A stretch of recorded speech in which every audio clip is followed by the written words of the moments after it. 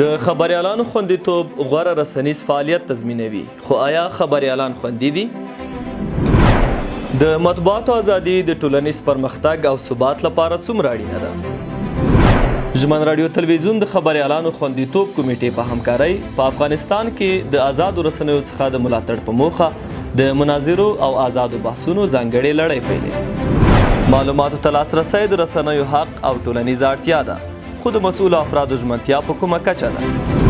د پرمختګ لپاره د رسنیو فعالیت څومره اړین دی او په ټوله کې د رسنیو وروستي پرمختګونه او پر وړاندې ننګونې څه دي؟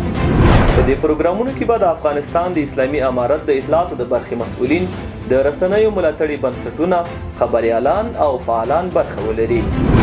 په افغانستان کې د آزادو رسنیو د ملاتړ راډیویي مناظرو ځانګړې لړۍ له ژمن راډیو تلویزیون څخه